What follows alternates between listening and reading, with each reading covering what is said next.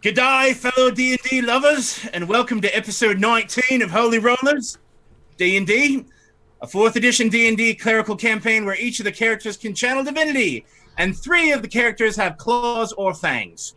This ain't your grandmother's D&D cleric. So before we go ahead and jump into the lore, we're going to do a little roll call, starting with JT. Hey everyone, I'm JT. I play Anduriel. He is a vampire cleric. He serves, well, I don't know if serves is even the right word. Anyways, he worships, he's a cleric of the god Nalok, the god of death and shadow. I'm Ryan. I play Lachlan Dulay, who is the paladin bard and who does worship Sindel, the goddess of love and beauty and truth. Great. All right, I'm Jeff. I play Gizik. I not worship, but we'll say do the bidding of the goddess Sigrund, who is a fey goddess of witches and hags. Hi, I'm Ben. I play Morikon. He is a dragonborn monk cleric of the Order of Hamina, goddess of light. He's a cleric monk. You can call him a clunk if you would like to. We probably will. I guarantee you Anduriel will be calling him that at some point during the game. I just called him Lizard. Okay. Or that. Very good. Okay, now let's jump into a little bit of lore. The Forgotten Gods who created Ienia crossed the boundary between God and Titan when they mystically bonded themselves to the world they created, becoming known as the Forces. Powerfully attuned to the natural world they created, the Forgotten Gods' worshippers were bound to a cycle of death and rebirth. However, every 500 years, the Forces released a cataclysmic event that wiped out much of civilization, supposedly giving life a chance to begin anew. These catastrophes were known as the Cleansing and included floods, plagues, wars, extraplanar invasions, and more. According to the shamans and druids who served the Forces, the wise and worthy would see the signs and find safety from the calamity. The cultists, who still follow the Forgotten Gods, claim that their disappearance when the laws of nature began to unravel was just another cleansing. The Shattering Era occurred over 500 years ago, and the world had largely recovered. But a very few years ago, Ienia experienced another destructive cataclysm when the time stream began to bleed. Known as the Flux, this event resulted in people and even places moving forward and backwards in time. Even an entire city in Morokon's home in the Tarsirian Empire returned just before the moment of its destruction, throwing the Tarsirian Empire into upheaval. Many are saying that the Flux was just another cleansing, happening right on schedule 500 years later. And it leads many to wonder if the Outer Gods will ever truly wrest control of Ienia from the Forces entirely. And so, there you go. And now for a brief recap. Last time on Holy Rollerz, the party arrived at the estate of the wizard Lysinopril, where they were attacked by a she named Bindlesticks and his paramour, a siren named Sargassa. During the course of the battle, Morokon chased Bindlesticks across the estate gardens until he ran into a number of pixies who turned invisible and went Ginsu all over the Dragonborn, which sent him running back to Gizik and Lachlan. Anduriel fought off the siren, who also retreated, but she sent him careening into the water and downstream into a violent bush before retreating to a geyser that carried her into the sky. Morokon and Gizik were then swallowed up in a maelstrom of water conjured by the siren. Morokon was rendered unconscious by this attack, but Gizik saved him by bewitching the unconscious Dragonborn and puppeting his body out of the water, after which Lachlan healed him. Lachlan saved the day again when he used his holy powers to break the siren's domination over Anduriel, as he begged Sindel not to let the vampire attack the party. Morokon and Gizik then went on a pixie squishing spree, and Anduriel and Lachlan chased the she and siren into the water, where they disappeared. The episode ended when Anduriel drank blood from a golden chalice on the altar dedicated to the Piper, the Duke of Dismay, an arch-fey whose kingdom is very close in the Feywild to Ienia. And that, my friends, is where we left off. And so... and it was gross. The pixie squishing? No, the drinking of the bloody chalice. Yes, the drinking of the bloody chalice. So that's where we left off. So, ladies and gentlemen, the clerics stand before the estate of Lycinopril. And if you remember, I told you that the estate is so covered in moss and vines that you can't really get a good look at any place that might be an entrance.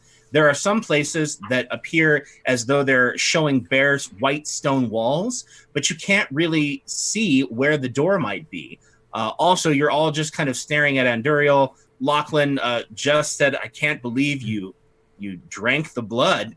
Anduriel, you felt an incredible rush of power when you did so, but so far, nothing other than that. Oh, there was something else. He also felt like he wanted to hurt me. He did, but we also agreed, I believe, that was what, JT? I think that was just sort of a state of being for Anduriel. No, it was heightened. It was heightened. I believe it was a heightened sense of not only these people are annoying me, but man, I want to hurt these people.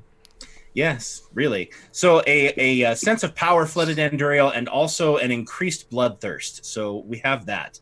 And that is where we are. So, gentlemen, you stand before the wizardess Lycinopril's estate, not quite sure how to get in or what to do. Anyone want to do something to try to get in or find the entrance, or anyone like to say anything to Anduriel? Anduriel, by the way, is sort of standing a little apart from the rest of the group right now, just sort of gathering himself, and he's very annoyed at life right now, actually. Thinking maybe Gizik should throw me over these hedges. We could try that. I'm thinking Gizik spends lots of time in the woods around plants. He might be able to spot something if he walks around trying to look for an entrance. All right. Which is what I'm doing now. All right, you want to walk around and look for an entrance? Yes. Are you just looking around the edge of the property, or are you doing anything else? I'll look around the edge of the property, maybe poke around at some of the bushes and moss and stuff. Okay. See if anything looks abnormal. All right, so you have what looks to be the front of the front of the estate, because there was a garden path leading up to it and a stream right by the bridge. But you don't see anything there. Do you want to search around there, or do you want to go back on the sides, or what might be the back, or could be the front? If there's a path, Lachlan will go right up the path. Does the path lead right to a building, right to the side? Oh, yes. Okay. Yep. No, it leads up right to the face of the building that you all were facing. The one, and it's behind the stone altar, which you made some attempt to desecrate. Yeah, I'll just go up and with the hilt of my sword, kind of tap the side of the building where a door might be. Okay. You hear a kink, kink, as though you had hit stone. No, was that the hollow kink, kink, as if you drop a bomb in front of that wall, it'll blow up and make a new entrance? No, it's a solid clank against stone. Oh. This is more of a thunk, thunk. No, it's more about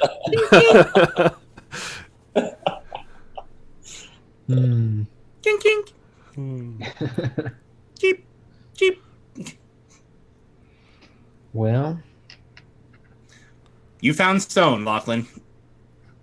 Well, is the moss like if I touch the moss, does it can I like move it out of the way? Are you going to touch the moss?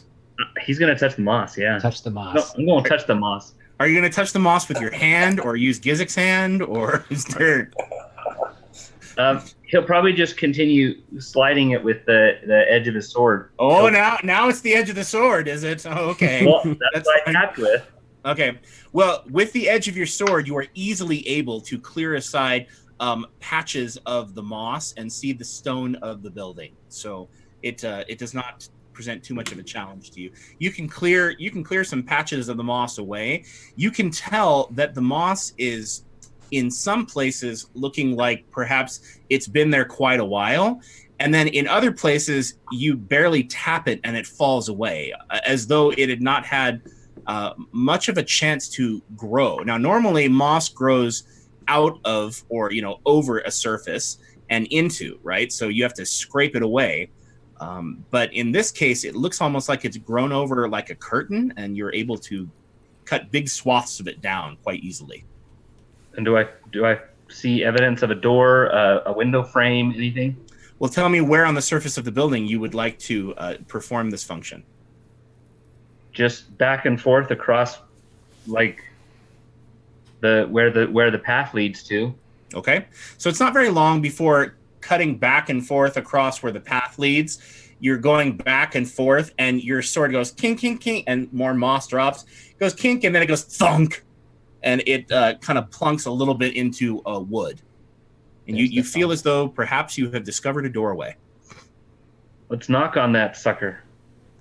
Okay, you want to pound on the door? Yep. Okay, you pound on the door with your hand or with your sword? Well, with my sword, I'm still using the hit. Okay. I'm just...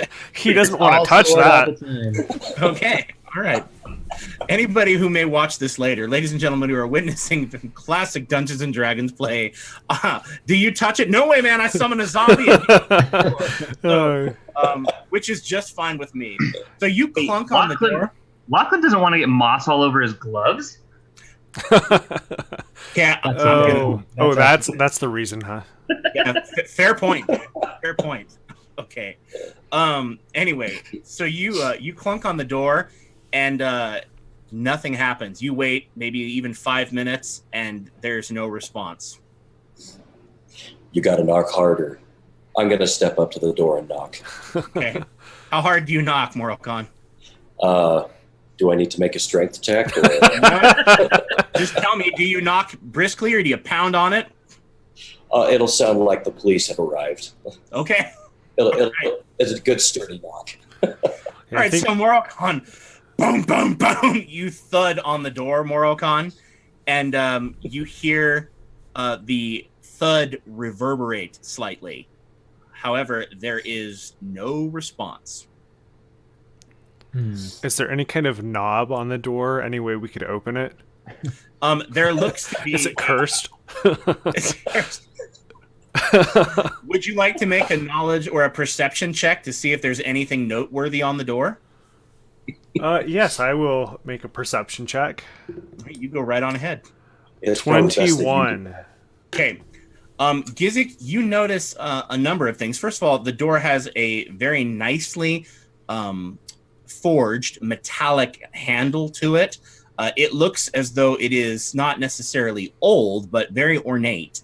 It could be used to open the door. It's just a latch, more or less. You also see that there is a rune carved into the door. And I will tell you right now that it's not a rune that you recognize or have ever seen before. Just carved into the door, like kind of in the center. There is also a knocker that you could use, a metallic knocker, but no one answers Moroccan's police have arrived pounding. Yeah, but there's magic involved. I'm going to try knocking the knocker. Okay. So, Gizik, you... Just kind of a few gentle taps on the door. With your hand or your... No, okay. Anyway. No, with this metal knocker that's attached to the door. Hopefully it doesn't, come alive and talk to me or something. But okay, you pound on the knocker and nothing happens.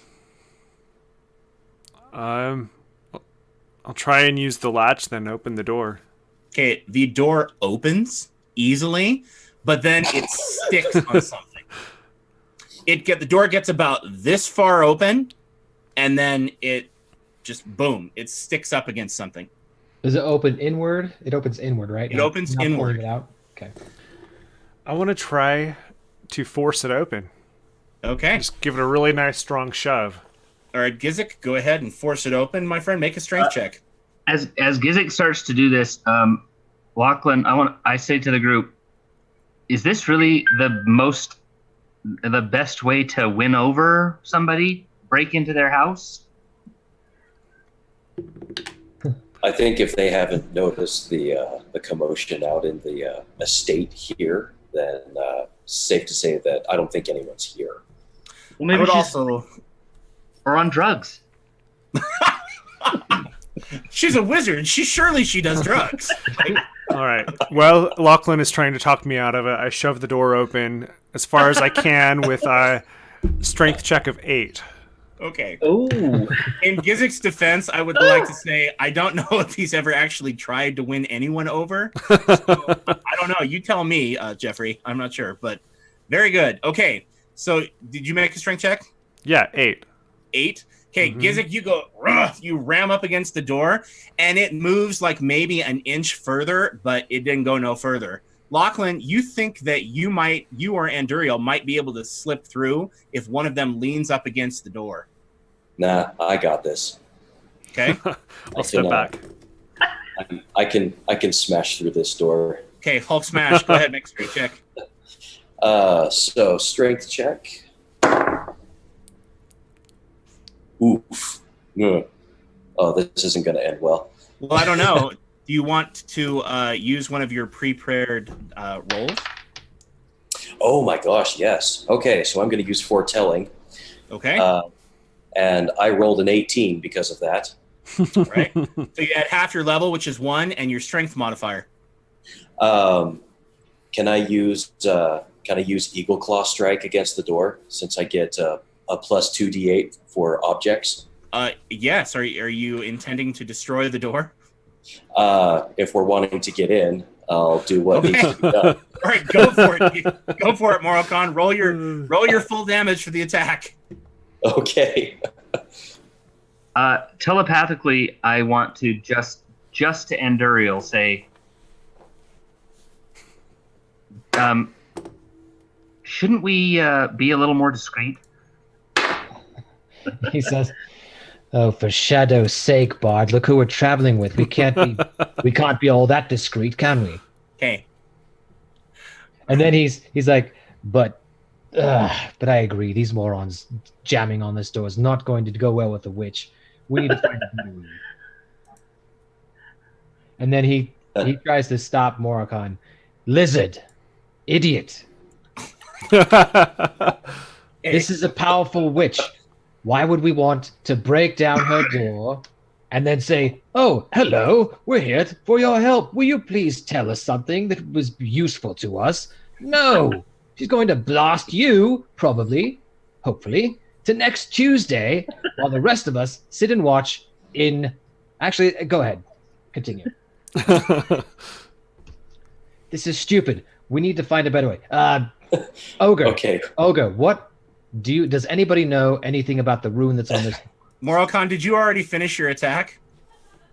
I have one more die to roll. Okay, so Anduriel is talking and Moroccan's just not even paying attention. But go ahead, roll your. I mean, yeah, if he's already swinging, I mean, there's not much I could do, right? No. Okay, so do I use is it my attack bonus or my damage bonus that I use against the door? Well, you are rolling damage. Okay, so plus 4, that's going to be a dirty 20. All right, so Moroccan, you smash in about a quarter of the door, and wood chips and chunks and pieces go flying in various different directions. Anduriel's like talking. Anduriel's snapping at you from behind you. You hear him call you lizard again, but you are too busy focused on summoning up your Kai, your Chi, whatever you want to call it, and you smash it in. And so that is what happens. And then you get a really good look about why you were not able to get the door all the way open. As light streams into this absolutely enormous entryway, you see that there is plant growth carpeted all over the place. It's covering the floor. It's the same thing. It's vines, it's moss, and there was so much of it on the floor when you tried to push the door open, it like pushed up against the plant growth and got stuck like a wedge. So the door is open enough for her to walk through now, right? Yeah, you can all get through it now. Oh. So I'm going to turn around to Anduriel and be like, Door's open. after you. Oh no, lizard. I insist, after you. I'd rather have the witch get to see who so nobly and heroically broke the door. Please. Okay, I'll step through. Okay. All right. Morocon, you step through the doorway.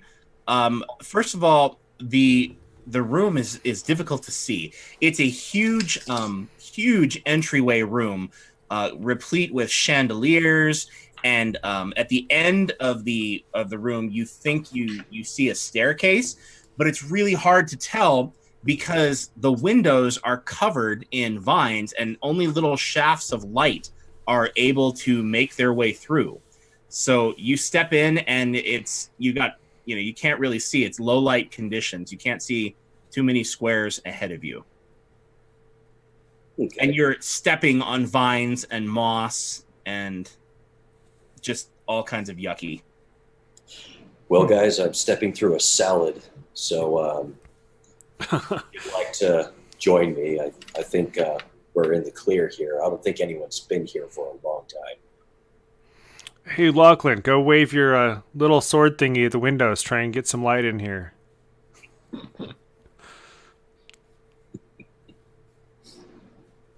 Does Lachlan respond to this? He Sword thingies? That shiny, sharp stick you keep around. I will light up a sunrod from my adventurers kit. Okay. All right, Lachlan, you light up a sunrod from your adventurer's kit, and it just floods. It's 20 squares, correct? A sunrod? Yeah. It floods down the hallway, and you can see it's a pretty nice estate. It doesn't look as though it is like dilapidated. It doesn't look like no one's been here. It just looks like everything is just absolutely covered in vines and moss and plants. I mean, you don't see any bushes or anything of that size growing, but it's absolutely covered. It looks like somebody started a garden in the entryway to the Palace of Versailles kind of thing. You do think that perhaps you see a staircase to the left all the way at the end of this large hallway. Now, also, you step in, and Morocon, and find out that sometimes a plant is just a plant. It's not a carnivorous, man-eating, flesh-eating plant. Except this time it is. So when Lachlan turns on when Lachlan breaks that sunrod and light pours forth, a mess of vines comes down, Morocon, from the above the doorway.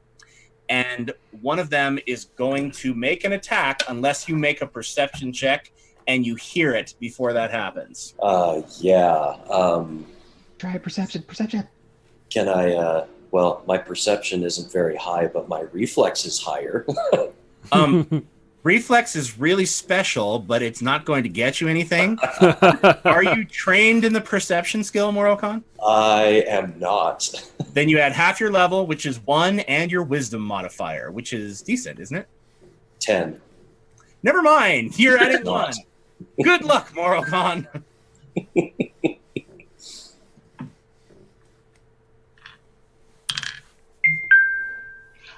Who is ding-donging?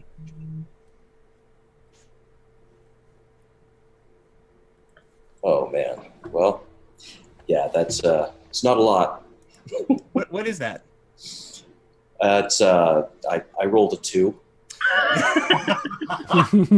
Okay. A 2 on the die, or a 1 that you added 1 to? Oh, no, I rolled a 3.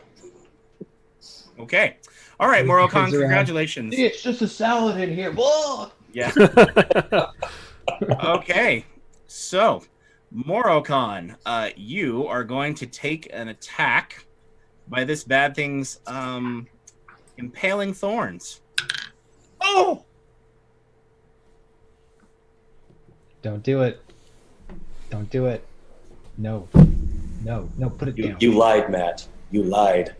No, that is not accurate. I didn't. Okay, but he only got a 6 to back it up, which is only a 13. What's your AC?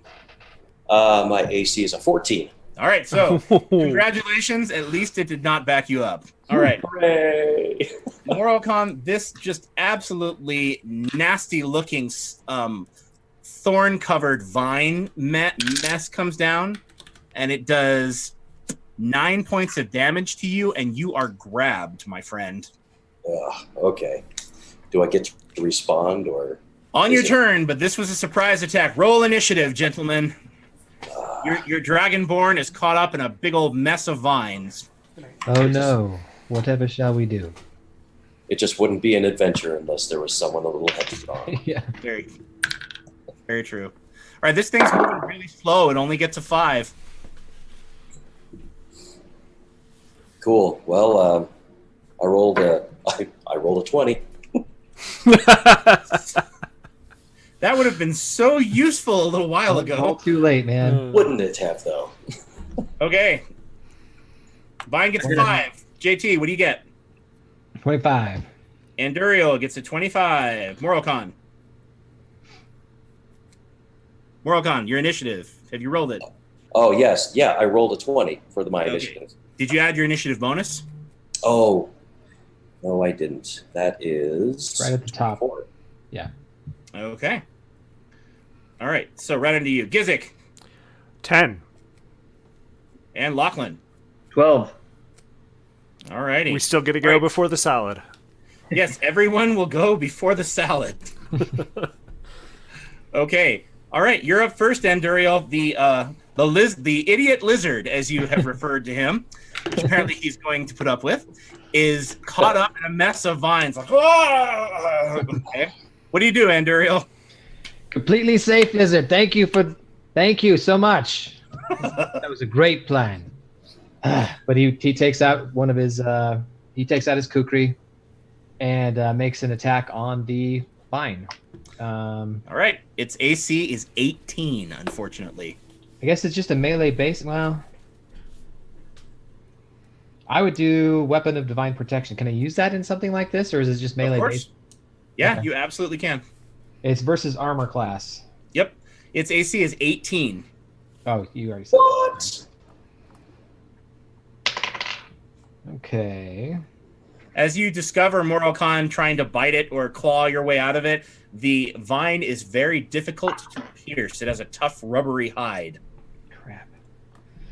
Okay, I got 17. 17 hit or 17 damage or 17 you missed? 17 on the attack. I'm just trying to see if there's anything I could do to not have a miss here. I'm going to use Memory of 1,000 Lifetimes. Okay. Add 1d6, and it hits because it's at least 1. Okay. There we go. All right. Roll your damage, my friend. 1 weapon, 1d6. 7. 12. 12 points of damage. All right. Anduriel, what also does Weapon of Divine Protection do? Allies adjacent to me get +2 defenses till end. All right, Morocon, thankfully, Anduriel cuts into this thing. And what does it look like, Anduriel, when you cut into it? And what does it look like when you grant that bonus to his defenses? So he sort of flashes past, Anduriel sort of flashes past Morocon with the kukri out like that, and it's just sort of this lightning quick whoosh, chop, and then he turns and he sort of points his other hand right at Morocon. He says, "Stupid lizard," but I mean it doesn't matter what the thing is, and just a little bit of his shadow comes off and covers Morocon a little bit, taking some of the glow from his scales. Oh, no. But he feels Morocon, protected. Morocon, you do feel protected by a nimbus of shadow energy, which is an altogether new sensation for you. I find it altogether unsettling. Just let it But wash I don't- over you, lizard. Let it happen. All right, Anduriel, you are adjacent and obstruct. Is there anything you want to do with your minor action? No. Except say stupid lizard. Okay, very good. All right. All right, stupid lizard. It's your Morocon. It's your turn, my friend. Hey, only one person does. That's right. The DM. No, that's DM abuse. Come on now. Come on. Come on, Okay. people. Come on now. All right. Well, let's see here. I am. Let's see. You know what? I'm going to channel divinity. Oh, you are. Yeah, there you go. Ooh, that'll go really well. All right. I think it's going to be sorry it grabbed you. Oh, just you wait. Okay, so I rolled a 13. All right. And then 1d6. Do I hit, or does that You matter? don't need to attack with your channel divinity. It's not actually an attack roll. Okay. It's just a minor action. You still have a standard and a move. Right. Would you like to try to escape the grab? Absolutely. All right. You may use strength or dexterity. If I'm looking at your character sheet, I believe. Oh, it's the same. It's the same. Yeah. So roll the 1d20 and add your strength modifier and 1 for your level. So it's a dirty 20. All right. Moropon, you manage to rip some of the vines onto the floor and pull the rest of them off of you. It resists and it tightens around you, but you yank it off of you, and you're just too strong for it, despite the fact that it's live. And you still have a standard action, Morocon, that you could attack with. I am. I'm going to use Dragon Breath. Oh, okay then. Why don't you go right on ahead and do that? I wanna burn this salad. Okay, burn the salad, Morocon. Do it. Not much of a cook, are you? Burn the salad. I like my steaks well done. Okay. So I'm targeting steak reflex, salad. So what do I need? Okay, I'm just looking at your character sheet here, just double checking. All right, it's a plus. Just roll 1d20 and add 6, like it says under Dragon Breath. Right. Oh, okay. So 19. All right, that will hit all of its defenses. And roll 1d6 and add 2. Oh, 8. Hey, nice. Damage. Okay. Morocon, it does not seem any more vulnerable to fire, despite the fact that it is a plant. But you yank this thing off and manage to get out of its clutches. And Duriel cuts off some of the vines, and that helps you. And then Lachlan, you get a treat because he breathes fire. And what does it look like? When he does? Well, I got surprised a little from this plant attacking me, so I'm going to really wind up, and it's a good thing that I got max damage from this thing. So it's basically just going to be like a big wind up. Oh! All right, Lachlan. Do I have a minor action still, or did I use that when I channeled divinity? You used that when you channel divinity. Now, when you channel divinity, you have to tell us what you say to summon the power. What do you shout out to Hemina? Hemina, I've been foolish, and I've been headstrong and not seen your light where I should have, and I could use some help right now. Okay. Help me, Hemina. I'm covered in shadows. Help me. Okay. All right. Morocon explodes in a nimbus of sunlight right next to Anduriel. And now it would be Lachlan's turn. Lachlan. He's slightly muted because he's covered in shadow. Yeah. Slightly. It's like Lachlan takes the opportunity to just, burn! Yeah. Do it again! I only get one per encounter, I'm sorry. And then I am going to... Is this thing mobile? It looks to be mobile. I mean, it was a mass of vines that fell down from the wall above the doorway, but it is up and moving around in like a mass on the floor. However, Anduriel has cut several of the vines, and they're on the floor, not moving, and Morocon flambéed more of it. So the whole thing looks a little charred now. A bunch of vines on the floor. You get the idea. Well, I want to try to blunder it. You can try to blunder it. Does it have a will? It appears to. Its will is 14. I rolled a 1. Okay. Lachlan suddenly decides it's time for an impromptu concert. He likes to give back. And he's too busy clapping, and then he reaches for the mandolin and like just hits a dissonant chord, and is like, maybe not. okay, very nice. Lachlan, you still have a minor and a move, although your minor action was clapping, so your move. Yes. I think I'm just going to draw my sword. And am I next to it? Am I adjacent to this? You can be. Moralcon stepped into the doorway, and Duriel moved past him into a diagonal square, so you can move to the other diagonal. However, that will then block Gizik, and he won't be able to get through the door. Not without provoking an attack of opportunity. Gizik has ranged. I want to move to there and draw my sword. Okay. All right, So Lachlan, he's marked. You move into position and draw your sword. Yep. What is he marked from? My defender aura. Okay. He's within one of me. Mm-hmm. All right, he is marked. Gizik, it's your turn, my friend. Is there room in there for me to do a burst one without hitting anybody? If you throw it behind the mass of plants, yeah. However, I will do that then.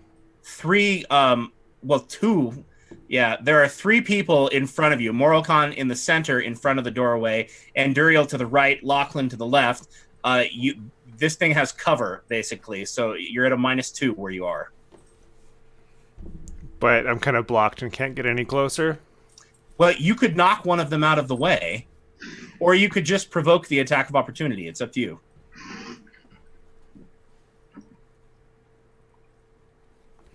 I'll try and do it with cover. Okay. So this attack's Fortitude. I'm going to use Sap the Soul. All right. Do you want to bewitch it first? It's a creature? It is a creature. Yeah, I'll try that.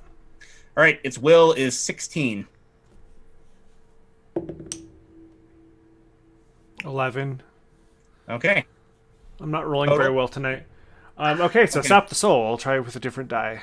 All right. So you try to get this thing under your power, but you're like, I don't even know where to hit it to do this. All right. So I got a 21 versus Fortitude. That'll do. Which will do... Don't feel bad. I'm not rolling very well tonight either. It could be worse. You could have been the one to stumble through the doorway. 8 damage. Okay, 8 points of damage. All right, Gizik, what does it look like?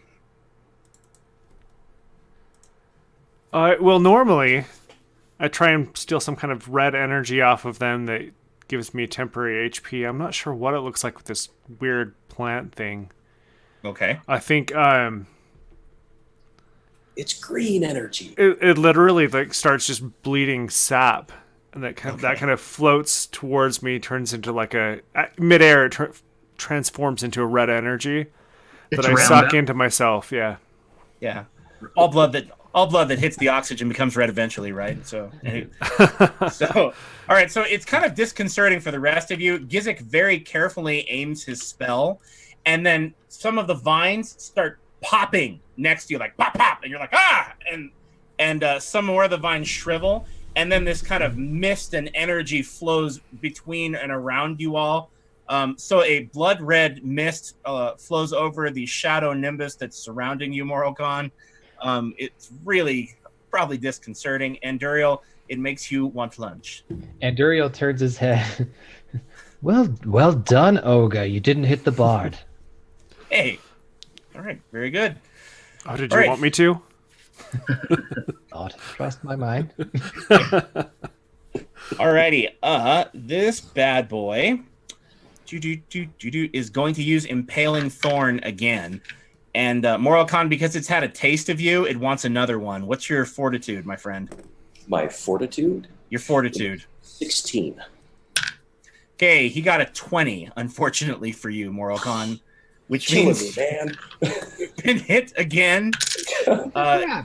You take 9 more points of damage and you are grabbed, Morokon. Wait, was How- that a Divine dirty takes 20 or a natural? However, is it a what? No, it's Is a that dirty 20. Okay. Yeah. Divine takes 7 points of radiant. Okay. Oh, well, yeah, that's it does. not all that happens. So Oh, the Divine wait. takes 7 points of radiant damage, and that's basically what happens. Now, Morokon, you are shining a brilliant light around you, and it's kind of hard. It's almost hard for the rest of you to even see. It looks like the sun lit up next to you. And Morokon, you burn part of this thing as it begins its turn next to you. And then Lachlan, you burn the rest of it, and you basically, the two of you, between you, the radiant light that you both exude shrivels this thing into ashes. Nice. Anduriel, you take a number of damage from being in his aura, and so does Lachlan, unfortunately. For being in my aura? Yes, for being in your aura, the aura of Channel Divinity. It's 1d6 plus 3 radiant damage. Undead are treated as vulnerable 5 to the damage. So roll 1d6 plus 3. So I And then resist add Radiant 6 as You well. do, but not in the... Oh, actually, you stepped out of the sunlight, Anduriel. Never mind. You do. He stepped out of it. Okay. Roll the 1d6, if you would, please, and add 3, Ben. 7. Lachlan, you take 7 points of radiant damage, and Duriel, you resist what? 6. And Duriel, you resist 6 of that. Well, 6 plus half my level. Sorry. So 7. Okay, so it does more damage to you because you're undead, so it would do 11, but you get to subtract 6, so it only does 5. Okay. Okay. All right, so Anduriel, this thing burns into you with just an absolute agonizing pain. Lachlan, it burns you, but the light seems hungry to swallow up Anduriel, and it actually concentrates around him. Anduriel, I'm going to need you to make an endurance check Alrighty.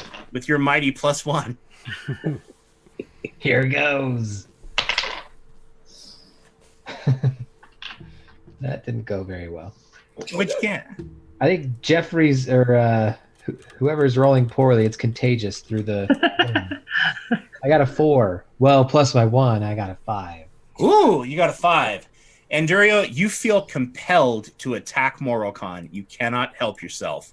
You have to make a melee basic attack against him. Morokon, what are you down to on hit points? I'm bloodied. I'm 18. Oh, that's not good. Okay. Okay, you only have to make a melee basic attack, Anduriel. Okay. All right, that's a 13 plus 7.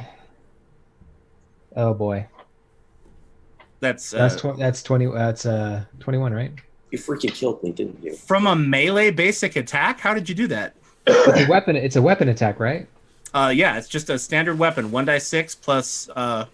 No, that was just the attack, not the That was damage. just the attack. Oh, Yeah, geez, that's you just the scared attack. me. Okay, So it's 20. 20 on the attack. Sorry, 20 on the attack. what's your Yeah, AC, he- Morokon? Yeah, okay. Not that. But he Yeah. got +2 because I did that.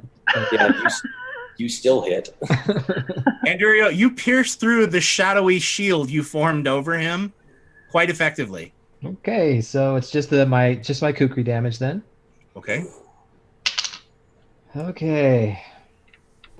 8 points of damage. Okay. What are you down to, Morokon? 10. Okay. Alrighty. Anduriel, describe for everyone what happens. Well, it's not pretty. So internally, Anduriel, like you said, feels this urge to attack Morokon even more than normal. He's a grumpy guy, but this is like he is enraged for whatever reason at Morokon. And so his kukri comes up in his hand, and he sort of has a puzzled look on his face, almost a dazed look, and he turns to Morokon, and he just lashes out. And Morokon's not expecting it because we're on the same team, right? So he's like, what the? And Anduriel just brings it right across his arm there and right across his chest, just a right with his kukri. Okay, and Duriel, you still have a minor and a move action, my friend. You know for sure that if you don't get away from him, you are going to have to fight your urges. So I need to get away from him. Is that what you're saying? That's your choice. But I'm telling you right now, if you do not move away from Morokhan, you know you're going to be compelled to hit him again. He is bloodied, and his blood is just so yummy right now. And So glad I drank that cup, guys. It was such a good decision. No, so Anduriel, I don't appreciate that. He's gonna push in, and like he'll get a hold of himself for a second. And I want to move. I have a speed of 6, so I want to move six squares away from him. Morokhan, he provoked an attack of opportunity from you. You can attack him if you choose to. Oh, absolutely. Okay. Morokhan isn't going to take likely to that. Okay, your melee basic attack is what you're using. It's right over there above your daily. Right. All right. So I roll the d20. Yep. Okay, so 11. And then plus 8 attack. And all right, so that's a 19. That I'm pretty sure, Anduriel, that hits all of your defenses, right? That hits, yep. Okay. Alrighty. Would you like to use your stone fist on this attack? Yes. Okay. I'm down to 10 hit points because of him, so Okay. that's not All right. going. Okay. You're gonna escalate this. That's how it's gonna go. Okay, I mean. Okay. All right. Did you roll your damage? Your 1d8, the diamond-shaped die. There you are. Okay, I can play this to my advantage, though. Okay, I rolled a 1. You say that like it's a bad thing. You just hit your part, and never mind. Okay. All right.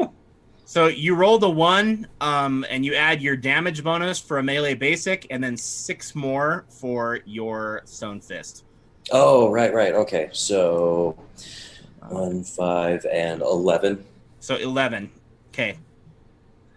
Anduriel, you withdraw, and Morokhan, where do you hit him? In the back like a coward.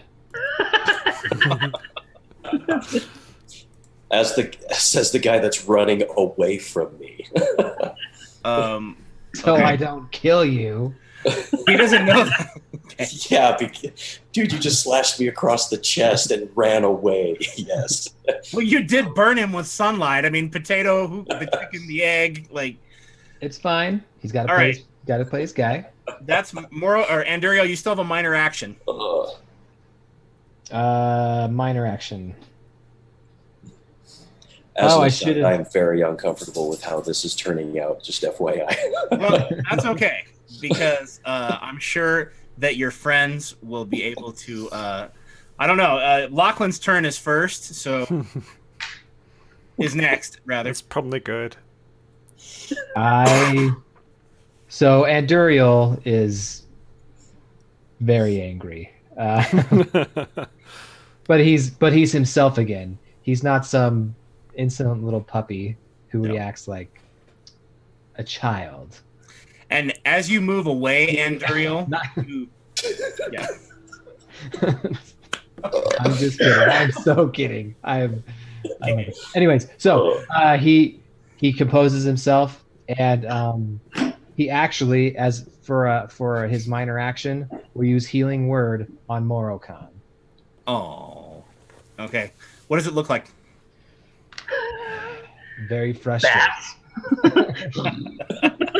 More shadow, actually. So as he withdraws, he gets hit. He turns and he looks like he's going to go for his kukri again, and you kind of see the fangs start coming out.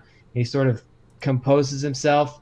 Anduriel sees what he did, and sees, oh, geez. And so then Healing Word, again, it's a shadow-based thing, but the shadow kind of leeches off of his cloak, kind of at his bidding, and leeches off his cloak and starts to glom onto our friend Morokhan and starts to heal him. He gets to spend a surge plus 1d6. Okay, JT, you rolled the 1d6. It's your power. Oh, sweet. It's a 5. All right, Morocon, can you find your surge value above your hit points? Yeah, so with that 5, it gives me 16. So he hit me for 11, right? I take 11 points. Yep. Okay. Is it my surge value or his? That is mine. Yeah, that's your surge value of 11 plus the 5 he added. So you do heal 16. That's correct. Okay, so yeah. So I'm up to 26 now, which is Okay. a nice, pleasant place to be. And Morocon is very, very confused by what is going on right now. Okay. Morocon, Now go ahead. Now I am I'm very confused by what is happening with Andoriel now. And It's your turn, so you get to decide what he does. I am definitely. What the frick, dude? I'm gonna spend my minor action looking very very confused and very very angry at Andoriel. What does an angry dragonborn look like? I don't know what that. Like a dragonborn. Okay. He's got resting dragon face all the time, so. He has RDF, resting dragon face. Okay. Okay. All right. So, do you snarl at him? Do you growl, or do you just look at him and your scales? Give me your dragon eyes. I'm gonna spend my minor action just leering at Andoriel and clenching my fist. But I'm You're going. leering at him. That's the wrong word. Yeah.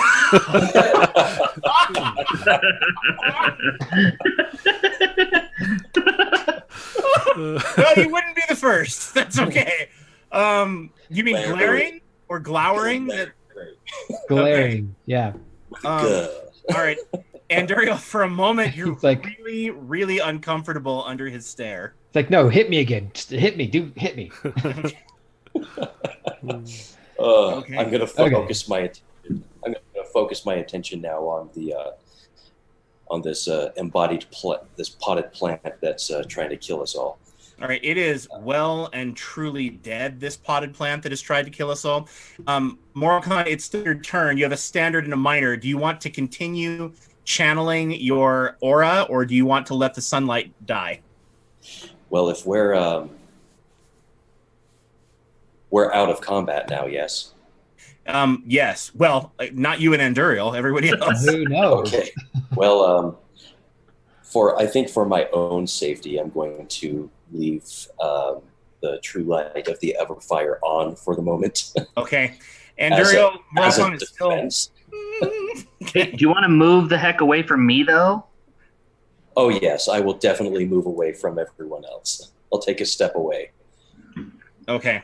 So Morocon lights up this entryway like it's full daylight. And Duriel, it could be very, very painful. Obviously, it hurts you a little bit worse, but your resistance offsets that. Especially now that you're in the dark, your resistance doesn't function in the sunlight, as you well know. But here in the dark of this manor, you do have resistance to radiant. So that being the case, Lachlan, do you step away, or do you just hold up your hand and tell him to move? Well, if he steps away, yeah, I don't want to stay. I don't want to like snuggle up to him. That's Because you're going to get burned too if you stick around. So Yeah. Okay. There's a sweet spot though. If he can be a certain distance away, he can work on his golden tan.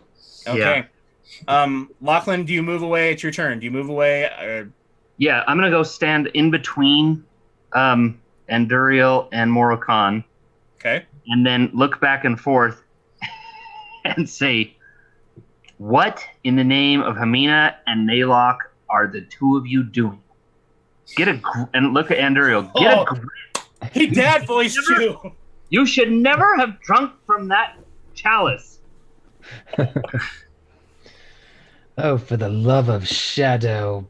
I happened to attack the lizard, and then baby Huey over there blunders around, hits me in the back as a coward would. After I've healed him, nonetheless, he over there with his little light flashlight, hiding from the rest of us. Come on, if I wanted to kill him, I would have done it. You saw him. I had a momentary lapse, that's all. All right. Okay, so the 5-foot rule with Anduriel definitely applies. Who's hurt? Who's still hurt? Well, Gizik, you take 7 points of damage from his light. What would you like to do? I'm going to step back. I'm still outside, right? Yeah. I'm going to step away from... How much damage do you say? 7? 7 points of radiant damage. So Gizik is still outside. Yes. Yeah. He's just hollering from outside. So, but who's still hurt? Anduriel, you're hurt? Yeah. And now Gizik is hurt. So Anduriel Slightly and hit. Gizik were hurt by Morokon. So of the two of us, the lizard's the one harming people here more than I am. So why don't you dad voice him? I'm not dad voicing. I'm bewildered. Okay, Morokon's going to speak up here. How hurt is Morokon? A lot. Well, I'm actually, well, he healed me quite a bit, so I'm down 10 hit points. Okay. And how much and how down are you, JT? I'm down 17 hit points. All right. Then I will use Majestic Word on Anduriel. You get to spend a surge and get 4 hit points. And I can slide you 2 squares if I want, and I'm going to slide you 2 squares away from Morokon, just to be nice. You're not going to put us in a get along shirt? Not with that aura going. Okay. And then I turn to Morokon and say, hey, turn off the glowy stuff. It hurts. The plant's dead. Like, Turn it off. And then I'm going to start looking around through this place and see if I can... And then I'm just going to start shouting, Lycinopril! throughout this place. Okay. okay. Well, I'm going to turn off, I'll turn off the sun for a bit. I'm going to chime in real quick. So Okay. I'm going to speak to Anduriel for a moment. So listen well, you anemic speck. I understand your dislike and further distrust of me, and believe me, the feeling is mutual, particularly now. But do not call me lizard. I have the noblest of dragon blood coursing through my veins, and their legacy rests on my scales. Furthermore, if you ever blaspheme the name of Hamina again, I will swat you like whiskey. And Duriel laughs. You truly are a noble lizard who serves a silly goddess who I could care less about. Okay, I'm going to pick this moment to walk back into the building and ask, hey, is the lizard turned his light off yet?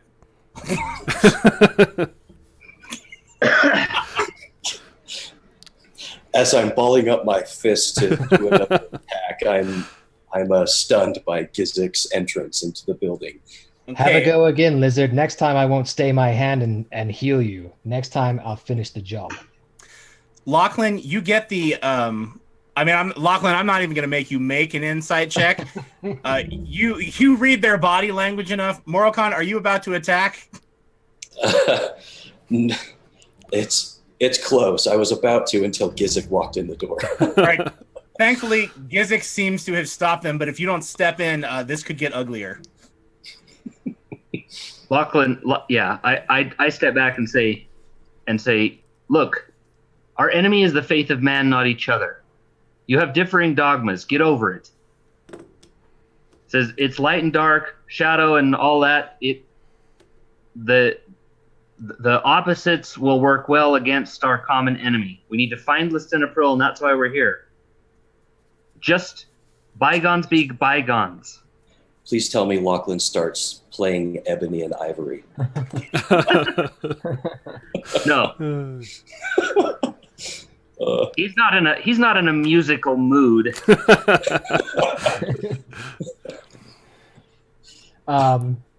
So, and a lot of full disclosure here. A lot of what's happening is Anduriel. He's like, whatever heat is in him is like turned to 11 right now. He is angry, like in the Harry Potter. I'm angry all the time. Oh no, are you talking Harry Potter 5 when he gets all pissy like for the whole book? Yeah, the whole time, right? Oh wow. So All he's right. so he kind of takes this. He's taking this all in, and again, he's been around for a long time, and he sees like what am I doing here? But he's not going to apologize to Moro-Khan. But he does say this. He says, Moro-Khan, I understand where you're coming from, and I will do my level best not to besmirch the name of the goddess you serve. That is all I can really commit to at this moment. Noted and accepted. Good. But stay on your side. For the sake of my two companions that have shown loyalty, shown they deserve the respect of one such as me, I will continue to work with you better than I have thus far. Can you explain to me why you slashed me across the chest and then healed right afterward? No. He's a vampire, and you attacked him, albeit accidentally, with sunlight, and then you were covered in blood. I'm sure you looked delicious. If you don't want to tempt him, don't stand that close when you're bleeding all over. But this was a beautiful moment. Now let's find a Wizardess. Agreed. We're wasting time. If we're done fighting, I Yes. think that would be best. Okay, let's do that. All right. Lachlan, you are still looking around. You've seen the most here. You did see a rather large staircase, a winding staircase, but a huge winding staircase, as in could accommodate 4 people walking all up at once, that kind of like curves around and up the left end of the corridor.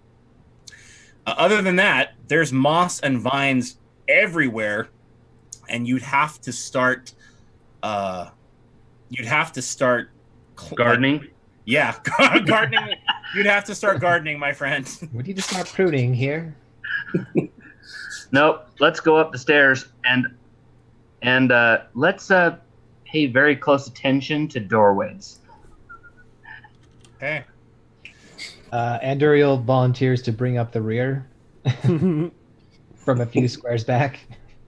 All right, so you guys start heading down the hallway. Gizik comes in and goes, "Did the lizard turn off his light?" And then that conversation, goes between the two of you and Lachlan. But Gizik, you walk forward and you're kind of inspecting, everything. Not really. I mean, I imagine you tell me. Is he interested in the conflict between the two of them, or is he more observing around him?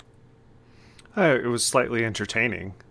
Okay. And a little bit concerning, possibly, but I'm more concerned about what's in this tower. All right, so Gizik, you take a few steps forward, and you accidentally step on some kind of a rune. As you set down, a blue light flares up, and there was absolutely nothing you could do about it because the rune was imperceptible under the moss that had grown over it. And Gizik, you a bright light flashes, and then you recognize that you have gone through. It almost seems like you went through a teleportation circle. So you find yourself in another part of the house, okay? Or you assume another part of the house. You are in what you would describe to be not a library, but a sitting room that has, some books, a bookshelf at the end of it. And there's a couch there, and there are several there's several oil lamps burning on the walls. But you are not in the room alone. Standing around you are 3 knights of the Adari Republic. They have long white hair that's tied back into ponytails, and tall, wide-brimmed black hats, and black tabards. And there is a symbol on their black tabards that you are disturbingly familiar with. It is a white oak tree surrounded by a nimbus of flame, which you recognize as the tabard and symbol of the Order of Saint Bethania, the knightly order of the Republic that slew the Witch of Alderac and your mother. And you teleport right into this room, and right in the midst of these 3 knights. And they look up at you, and one of them, whose white hair is a little bit older, he says, "After all this time, we've caught up to you, hag spawn. We'd heard rumors that Elspeth had a child, but no one knew of you. Then we heard that a creature with giant blood had eaten a child in Winter Run. You slipped up." Is he by himself in this room? He is. He has teleported away. Oh dear. Child. There was no child eaten in Winter Run. Okay. He looks at you and he says, "As if we would believe the words of a filthy hag spawn." And then he reaches down to his belt and pulls out like what looks to be like a little scepter, clicks a button, and 2 spear prongs detract from it, and the other 2 do the same. They grab these little scepters they're wooden, they look but they press this button and 2 metallic spear ends come out, and they look like they're going to attack you. You want to try to say anything one last time? I'll say, you don't have to believe me. Go ask the people of Winter Run. Okay. Do you want to make a diplomacy check to try to be convincing, or do you just want to... Just give him a winning smile. Works for Lachlan. Will, but I will actually use a little bit of my magic and use suggestion. Ooh, to do that's this very... diplomacy check. Go for it. Okay, so that's a natural 20. Oh. That's a 26. Ooh. Okay. Gizik, they are completely unfazed by your words. Dang. But you read them, you know they're going to attack you. You could keep trying to convince them, but they're unfazed. They done made up their minds. I'm actually going to crouch down now, touch the ground, and just kind of use Fist Show of your Stone. belly? No, yeah, just do a little bit of a truffle shuffle, Okay. scare them off. Okay. All right. I'm dead. All right. You crouch down on the floor. You gonna do anything? Or... I crouch down, grab the ground, and then the stone from the floor, even though it's probably a wooden floor, stone comes up from the floor and covers my fists, and I'm using my Fist of Stone. All right. Roll initiative, my friend. Should not be confused with Stone Fist. It's a different thing. Yes. Is that the same as what I have? I don't think so. Not quite. Yeah, this is a spell. All right. Lachlan, Gizik, and Anduriel, if you 3 also please would roll initiative. Because you aren't in the room right now with him, but you're going to become aware. I think he meant Morocco. 14.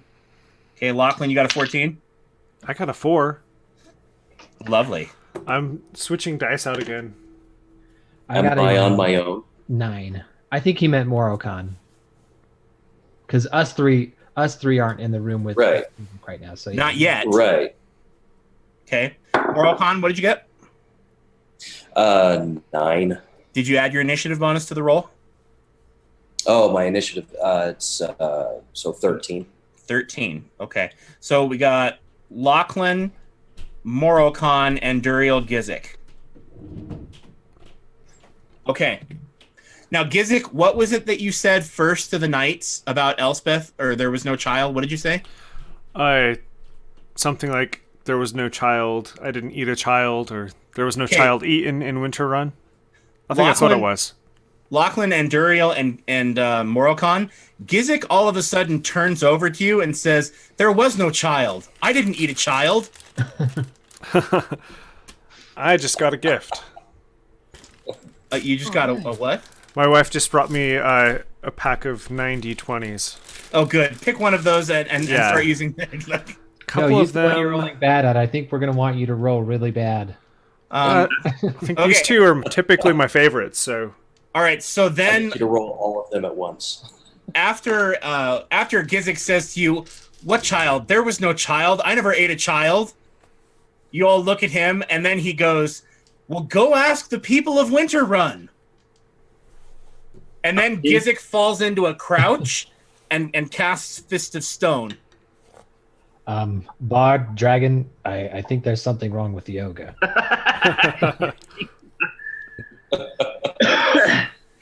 Lachlan, it's your turn. First, I want to. Well, yeah. Lachlan, make an insight check, please. Okay, that's a 26. Lachlan, there is something not right with Gizik. He is in you look into his eyes and you don't nobody home. Like more than normal. Like there's a light in the attic, but it ain't pretty. Come back. Okay, well, I think we should all just move away from him until this fit passes. I want to take a full movement away from Gizik, and I want to use my heart sight to see if I can. Well, no, I already know something's off. I'm going to hope he's under the effect of a spell and grant him a saving throw with a +4 bonus. Okay.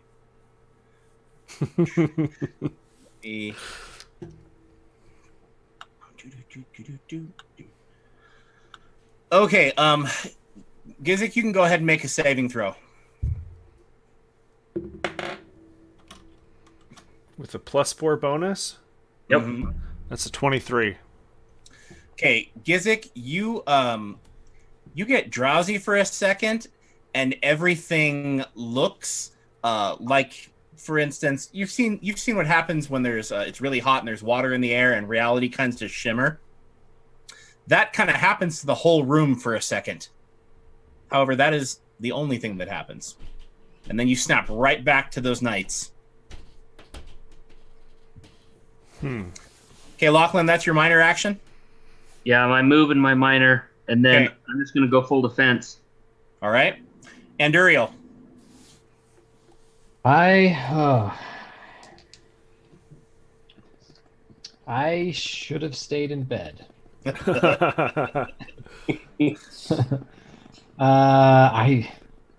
Duriel is just sort of he's on edge already. He's a little and so this is very disconcerting. He's gonna move. I'm not standing right next to him, am I? Next to Gizik? No, he took a few steps ahead of you. Okay. So I'm just gonna kind of move. So where are we all placed in relation to him?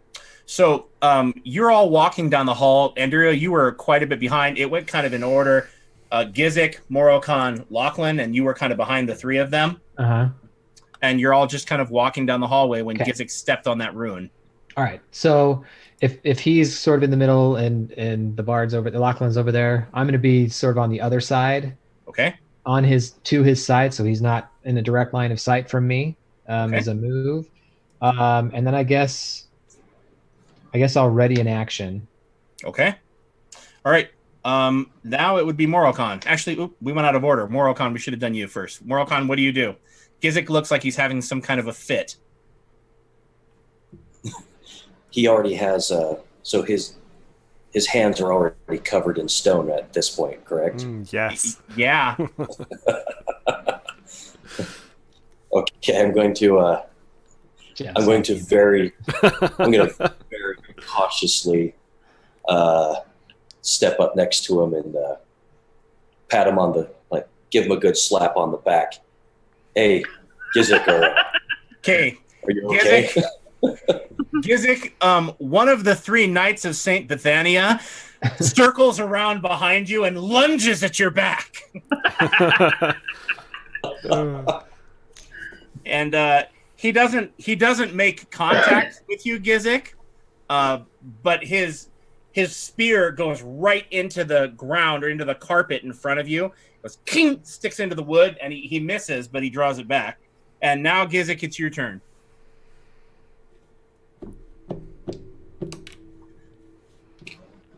One of the knights backed off a little bit. Looks like he's going to throw his spear. The other one looks like he stepped back and was casting a spell of some kind, and it took a defensive position. And then there's one that's adjacent to you that tried to spear you. Yeah. What? I think now would be a good time to try and defend myself.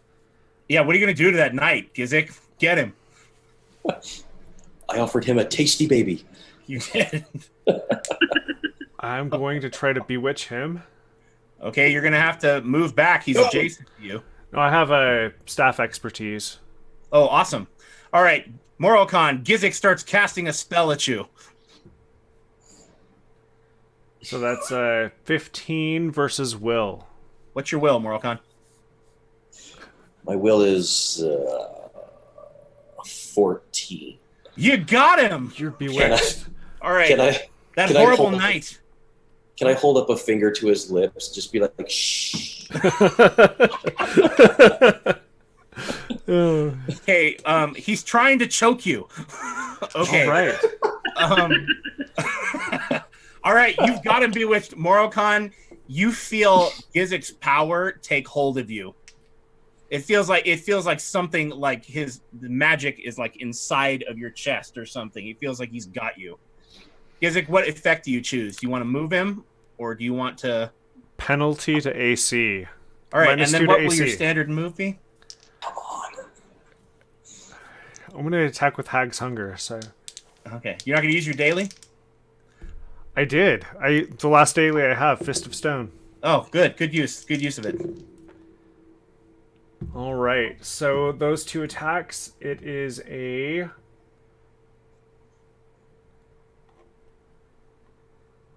It's weapon. So 28 and 27 versus AC. Hit and hit. With Fist of Stone. Okay, so that's...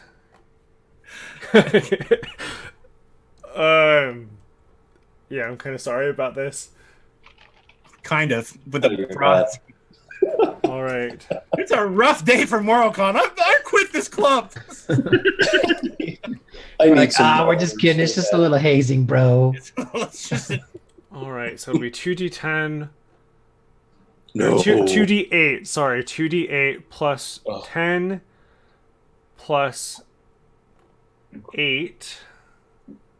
Now, before he adds up all this damage, just so you know, Morokhan, in between combat, you can use as many healing surges as you need to get back to your full hit points. Oh yeah. So you're Well, I'm- back up to full after all of this fighting, which I'm sure you're Right. going to need to be. Yes.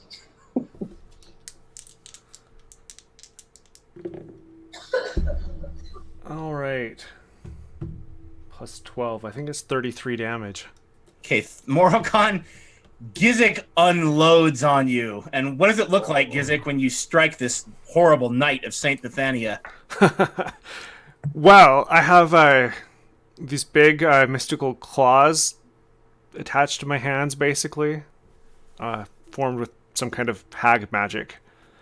And I just go and I just start ripping into him repeatedly, kind of just clawing them all up all over the place.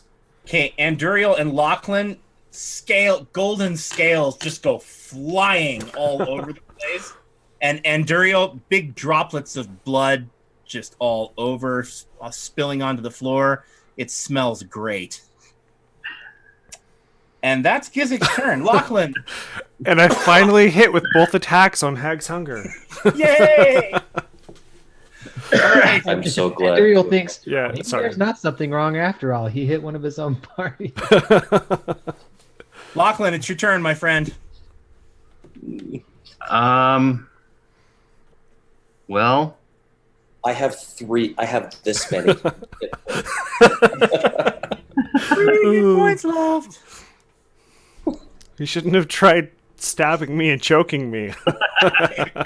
okay. And being one of these horrendous knights who think they're some kind of do-gooders. Okay. Trying to be a good I shout party out. member. I shout out to the party. We got to knock him unconscious. This is getting out of hand. And I will use Majestic Word on Morocon. You can spend a surge and regain an additional 4 hit points. So you get 15 hit points back. And I'm going to slide him 2 squares away from Gizik. And then how close is Anduriel? Anduriel is about, I mean, if you're 3 close. squares away, then Anduriel, how many squares away from him are you? I was Gizik. basically just the same on the opposite side. So if he's All right. 3 squares, I'm 3 squares. All right, so you're probably 3 or 4, maybe 5. Let's say you're 5 squares away to be safe. I was a little farther behind than the most of them anyways. Yeah, let's say you're 5 and Lachlan's 3. You know, I think the best thing is going to be to try Unrequited Love.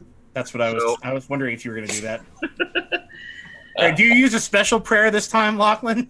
I'm like, Oh, Sindel, all hell's breaking loose. Please save us Okay.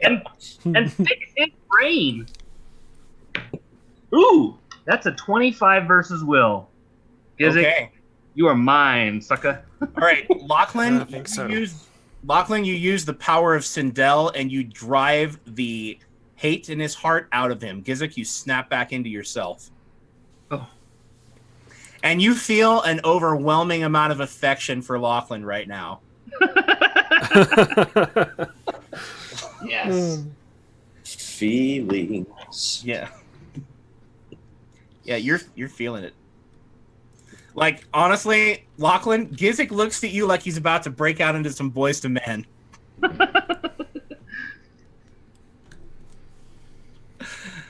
And then after a few minutes, or after a few seconds, actually, Gizik snaps out of it. Gizik, you wake up, and you've got bloody Morocon standing behind you.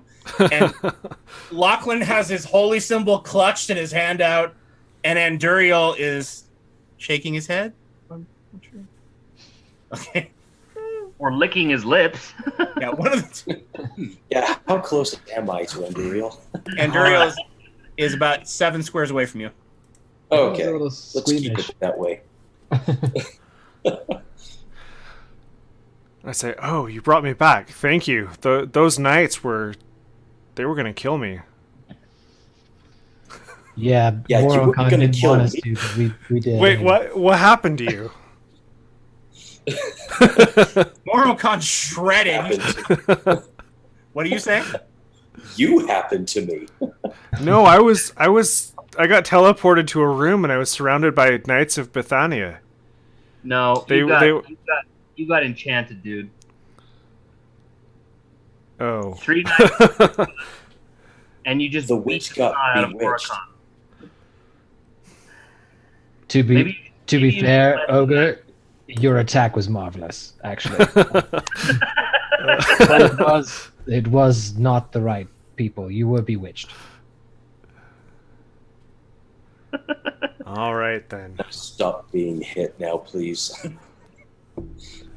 Morocon, you can use some surges to come back to full. I Morocon, I believe. I fully intend to. Is this your 7th healing surge now that you may have used, Morocon? You're running out.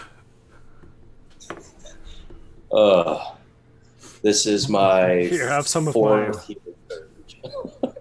Okay. I have 5 left. Okay. I think I might need a nap after this. I think you may have actually used more than that because weren't you healed in the previous battle? It's the same day. Your surges are a daily. But it's the allotment. same day. Okay. So I Yeah, think it you is the have same day. 2 healing surges I left. have 2 left. Yeah, I have 2 left. That's not. Oh. Well, now I'm the only one who hasn't gotten to beat the snot out of you. So Okay. We don't want Lachlan to feel bad. Just give us- Okay. Oh. Can I excuse myself from the building first?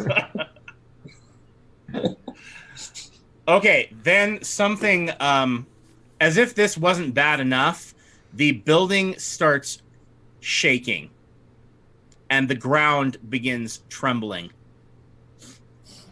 And the chandeliers start wildly swinging back and forth, and you are beginning to find it difficult to keep your balance.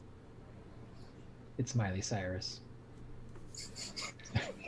She comes in on the wrecking. No, okay, no, okay.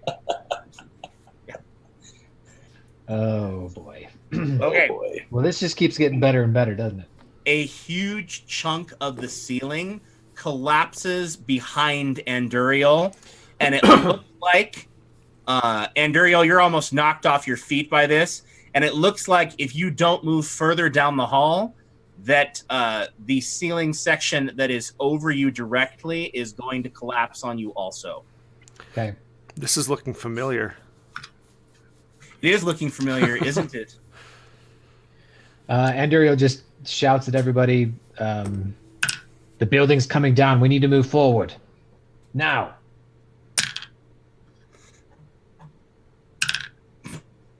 Okay, I'll move forward. All right. Lachlan and Morocon. Anduriel shouts out, the building's moving down. It's coming down around us. And you guys look up, and there's nothing happening to the building. Gizik, the building is shaking. You're about to die. If you don't run, Gizik, you're going to die. I will run. All right. Anduriel screams out, the building's coming down.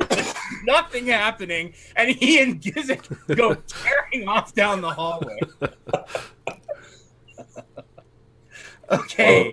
Well, at least they're not gonna hit me this time. Alrighty. Anduriel and Gizik, I need you both to make either an athletics or an acrobatics check. You need a DC 17. Oh, For man. Gizik, oh, this will be rigorous. 12. Yay. Luckily, I am trained because that was not a great roll. Let's see here. I got 18. I got 18. Okay. Anduriel, a chunk of ceiling falls down, and you leap forward, and you dodge it. Quite successfully, you come up into a roll, and you come up back on your feet. Gizik, you fall into a pit, and you take 10 points of psychic damage.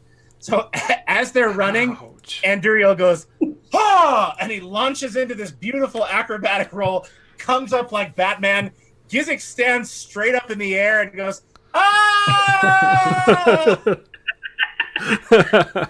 And then Gizik throws himself onto the floor and takes 10 points of psychic damage.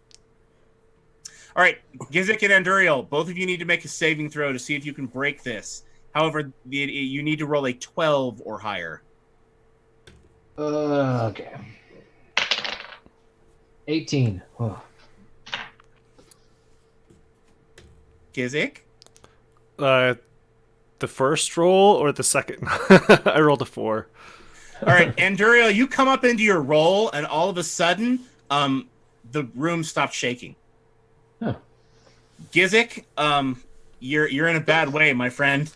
But you climb out of the pit, and Gizik, you need to make another athletics or acrobatics check, DC 17. Which means I have to roll at least a 13. There's a 12. Okay. Oh, dang it. I dropped my die 4. Can I use Adept's Insight? Wait. Can I use Adept's Insight to give him a bonus to that roll? You absolutely can. Except Gizik is a bit far away from you now. How close do you have to be? 5 squares.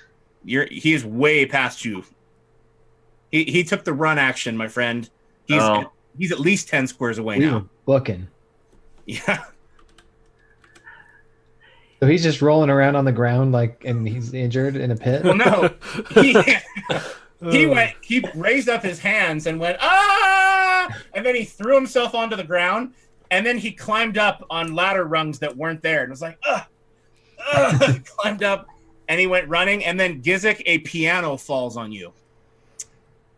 And you take 20 points of psychic damage, and you are knocked prone.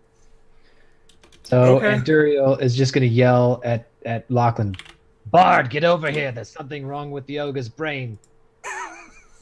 Lachlan, I'm out. Can you give him Adept's Insight? On his next roll, you mean? No, I mean, are you going to take the move action? Are you going to take the run action to get within 5 squares? Yeah. If they start running, I'm gonna try to keep pace with them. I mean, I don't want to succumb to whatever there is going on with them, but I don't want them to kill each other. Okay. I won't be killing anybody. I am unconscious now. All right, Gizik, how many points of damage? You took 30 points of damage, right? Yeah, plus the 7 earlier from Marukan's aura. You didn't use a surge after that? No, I didn't. Okay. All right, Gizik falls unconscious and says something about a piano and then like goes, ugh, and just collapses onto the floor unconscious. Okay, like, do I have to wait for my turn to heal Nope, him? we're out of combat now. Okay. I'm going to use Healing Word on him. Okay. A surge plus 5. All right, and with that 12 and Adept's Insight gives you what, Ryan? That gives. I rolled a 4, so it actually gives him a +5 to his save. He only needed a 1, right, Jeff? I only needed a 1 for what? You only needed a 1 when save, you made your last save, right? You rolled a 12, that was you said? That was the athletics he needed a check. 13. Okay. He needed All right. a 13, he got a 12. All right, never mind. Go ahead and make a save, Gizik. Yeah, that's a 4. A 4 total? 4 on the die. What kind of save is it? Um, Just a save? you need a 12 on the 1 die 20. It's just a regular save versus an ongoing effect. All right. Anduriel brings you up with a healing surge plus what, Anduriel? It was +5. Okay. All right, that brings me up to 4 HP. All right, Gizik, you need to make an athletics or an acrobatics check. Because all right, so Anduriel, you bring Gizik up, and he gets up and starts running again. It's like, ah! No, you idiot! Stop it! Oh. Maybe you should have left me on the ground.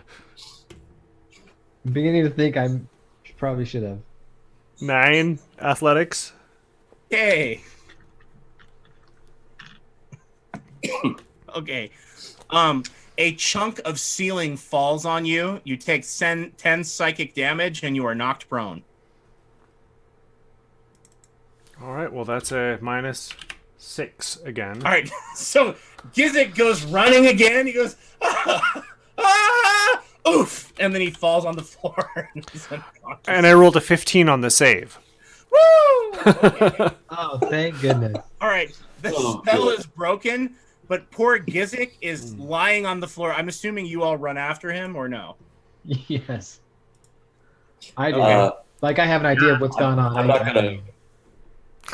Given the damage that he gave to me last, I'll run, but I'll keep my distance. So I'm probably the one in the far behind at this point. All right, Lachlan and Duriel are bolting, and Morokon's just kind of doing a light jog behind you. Okay. No, I'm coming. I'm coming.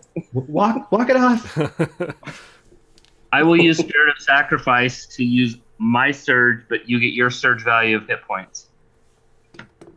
All right, Gizik, you wake up, and there is nothing wrong with the room at all, and it's not quaking anymore. Oh, good, it stopped. However, you have a massive headache. I mean, it's awful. You've got a serious migraine kind of headache. It's just terrible. Oh. It's bad news bears, my friend. So, okay. All right, Hey, very guys, good. Is it worth this to try to find the Cinnabon? This wizard must better be like an archmage. I am not kidding. This is awful. Oh. I can't say that I'm too excited to go backwards, though. Like the cemetery is looking better. The mausoleum I feel like we're the wet bandits. at least that's predictable. Did you say I feel like we're the wet bandits? We're the wet bandits in the McAllister home right now. Okay. Marv? Okay. Everybody keep your eyes open. There are runes on the floor. You don't want to step in them. Okay. What, like this one here? Bink. Like probably the last couple I've stepped in. Okay. So everything kind of quiets down. You guys use as many surges as you have to. Gizik, how many surges do you have left? I've used one so far. Even I've after- also used surges that I've stolen, and Lachlan gave me one of his. Because remember, every time someone uses healing word, it costs you a healing surge. Just FYI. Yeah, but this is the first time I've been healed. Yeah. I'm just letting everybody know. What's your hit points at right now? 1. Oh, So that's Okay. another 5 surges. Okay, how many you got left? so I've got 4 left now. You got 4. Very good. And Duriel, how many surges do you? So if I were- well, if I were to cast healing word onto Gizik, would that was that spend my surge or his? it spends his, not yours. Okay. But But we're out You of don't need to combat. use He's it. already used them. So, Okay. and Duriel, have you used all your surges? No. Okay. Alrighty. So moving on, you guys want to continue down the If you hallway, must. or Very, very carefully. Very carefully. Perception checks every step of the All way. right. Everybody make a perception check, get please. your 10-foot pole out and move the moss around before you step anywhere. It is time to summon the zombie to open the chest. Got a 21. All right. Out Lachlan, of you got 27. 28. Okay, Gizik and Enduriel, Lachlan, you're shining that light. You're shining your rod, your sun rod around, and it's lighting up the whole area quite nicely. And you are almost to the staircase. You're a few feet, like maybe 20 feet away from the base of that large spiral wooden staircase. And Enduriel and Gizik, you hear muffled cries coming from the top of the staircase. Oh. Like weeping? Or weeping maybe, or whining. It's like something like that. That sounds bound and gagged. Oh, excuse me. As I blow my nose into the microphone. Sorry about that, guys. I hear something coming from the top of the stairs. It Did may it sound be like someone blowing their human. nose? That is exactly what it sounds like, Ben. Nice. It could be the wizard. We should go check it out. You going up the We're staircase? up to see the wizard. I All right. haven't always had the best luck with stairs, but sure. All right. You guys are going up the staircase like Scooby Gang, like, whoa. Before you can even take your first footstep on the staircase, a fireball comes down from the ceiling and goes boom, and it lands right in front of the staircase and explodes. And left behind, standing there, is a human woman in her early 40s wearing a yellow robe with hot pink trim and wearing a pink turban with blonde hair spilling out the sides. Lachlan, Ruh-roh. it looks like you swear your mother has 6 outfits like this. For those of you who don't know, Lachlan's mother is a famous actress. I mean, it's like this outfit is like Shantae. Okay.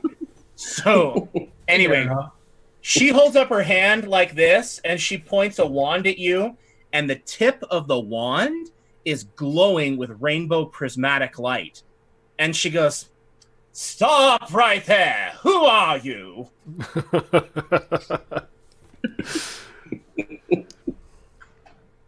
Are you the wizardess Lysin April? She looks at you and goes, "What are you doing here?" We need your help. I'll be the one asking the questions here. That wasn't a question. But we do Stop need your right help. there. Who are you? We are the champions of Winterrun, come to drive the faith of man from this place. Anybody else say anything? So, No. Okay. She says, well, that's interesting. But what makes you think that gives you the right to enter my home? We knocked a lot. Yes, definitely. We thought maybe you were in trouble in here because we knocked so hard and there was no answer. We came to make sure you were here and okay. you are okay, aren't you? I'll be the one asking the questions here. All right, she looks Through at you. the mental link, Anduriel's gonna talk to Lachlan and be like, "There's something wrong with the wizardess's brain." Obviously, look what state of her home. I mean, So, what's the game plan here, Bard? I think we need her, but I think you're right. Any way you can think of to snap her out of this? She says, where do you all come from? If you're barging into my home uninvited, you should at least have the courtesy to tell me about yourselves. I am from Talisboon. I serve the goddess Sindel. My name is Lachlan Dulay. It's a pleasure, and I hold out my hand. She's still standing there with that wand pointed right at you. Kind of like... So I'll just turn my outstretched hand into a bow, a low bow. Okay. All right, she says, you take one more step closer and I'll drop so many fireballs on you, you'll think this is the elemental chaos.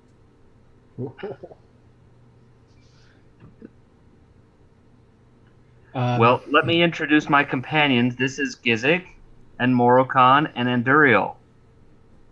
Are you aware of the threats to Winter Run? I'll be the one asking the questions here. Very well, ask away. Where do you all come from? If you're barging into my home uninvited, you should have the courtesy to tell me about yourselves. What Is this an what do you want to know? Questions. We're clerics. We're priests. All right, she says, what are you doing here? Seeking your aid. We came to ask for help. Okay. She says, all right, I've heard you. So where do we go from here? How do you see this standoff ending? Well, this is your home. We're at your. It ends according to your pleasure. Peacefully. Madam. We're just here to ask some questions. That's all. I would appreciate you lowering the wand a bit, though. That'd be great. We would be happy to leave if you could send us to Castle Winterguard. All right. She says, counter offer. You all head outside and give me an hour to think. I'll meet you out there, and we'll have a civil discussion. Fair enough. But could we possibly wait in here? Just in case you get distracted and forget that we're waiting for you outside. Okay, she says, I'll be the one asking the questions here. Yes, right. Exactly. We'll stand right here and answer any questions you have, and wait until you're ready to help us. All right, she says, what are you doing here? Oh dear. This is Okay, an NPC. I want to use my heart sight on her. how interesting. Lachlan, she has no feelings or affections whatsoever. Oh dear. Zip, Like- zilch, zero. She doesn't feel. I have a sneaky suspicion this isn't going to go very well, but I'd like to make a perception check. Go for it. What are you looking for? If she's real. Go ahead, Morokan. Well, actually, that's an insight check, not a perception check. Are you trained in Okay, insight, yes. Morokan? No. You can add half your level, which is 1, and then your wisdom modifier. Which is none. Okay. Which is nothing. But I'm going to try nonetheless because we're talking to an NPC here. Yes. Okay, so I roll a 3, but you know what? I'm going to use foretelling, and that's an 18, so plus half my level, correct? Yep. Okay, so it's a 19. All right. Moral Khan, she is an illusion. And you had a vision of her the night before in a dream. You remember seeing someone appearing at the bottom of a staircase, and you remember watching her image flicker like she wasn't real. Okay. I'm going to take a leap of faith here. I'm just going to walk past everyone and start walking up the stairs. All right. Walk through her. Moral Khan, you walk right through her, and she goes, oh, hold on. She says to you, you take one more step closer, and I'll drop so many fireballs on you, you'll think this is the elemental chaos. And Moral Khan walks right through her up the stairs. So I'm going to turn around and be like, we're good, guys. Let's go. All right. Okay. Very good. Gizik, make a knowledge. Well, if you're trained in knowledge arcana, make a knowledge arcana check. 23. 23. Oh, well.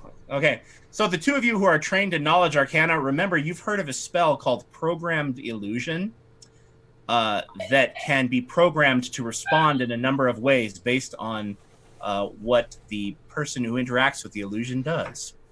And you're reasonably sure you've just been halted by a programmed illusion.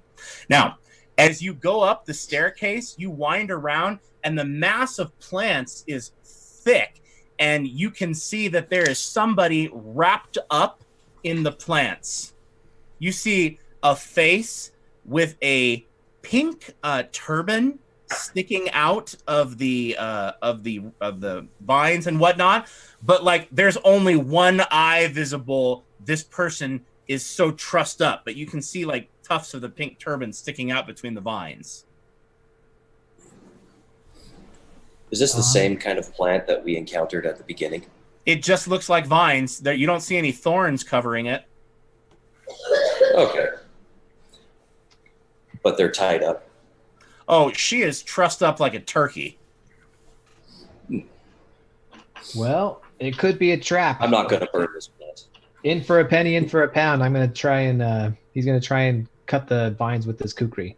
Okay, Andrea, you effortlessly cut the vines with your kukri. There are a lot of them, and they're tight, and they're tightly wound. You have to like hack through them for like a bit, but you're able to do it quite easily. Anyway, so you do that, and that same image from the illusion at the base of the stairs it appears before you. So a human woman in her early 40s, pink turban with blonde, like string, tufts of blonde hair sticking out, bright yellow robe with pink trim. And she says, "Oh, who are you? Thank you. I thought I'd left my adventuring life behind me. I need a cigarette." And she starts pushing her hair back up into the turban. I say, what have you done with this place? It's like we're walking into the Feywild. Okay. She says, "Oh, it's not my fault. At first it was just music and dancing. And then it was wine and, well, then it was, hey, if you think I'm a good time, let's invite my friends. And before I knew it, I'd lost my home to them." The Fae? The Fae indeed. Wretched bindle sticks. It is. Oh, we sent him packing. Bindle sticks. Yeah. Yeah, he gone. Okay. She says, "Send him packing, did you? Did you give him a good whooping?" A bit, yes. Definitely, yes. Oh, yeah. We got some good shots in. We at least whooped the pixies. Okay. Stupid pixies. Wretched Fae. And she says, "There's really not a moment to lose. I have to sever the estate's connection to the Feywild, or this Fey crossing is only going to grow. It's so tenuous right now, you might stumble into the commode room and wind up on another plane of existence. We'll just see what a Mordenkainen's aggressive lawnmower spell will do to all this plant frippery. Ugh, my tapestries." She's looking around the room, and she goes, "I had one that predates the Shattering era. Oh, it breaks the heart." And then she says, "Well, come along." And she continues up the staircase and down a hall. You gonna follow her? Oh yeah. Yeah, we follow. Yes. I do. Indeed, Okay. really. So you follow her, and she says, "It's really just a mess. Look what they've done to my home. I'll just have the servants deal with it. I still have servants. Urilla? Benjamin? I don't remember firing them. Oh, I do hope they didn't drink the blood." And she continues down the hall.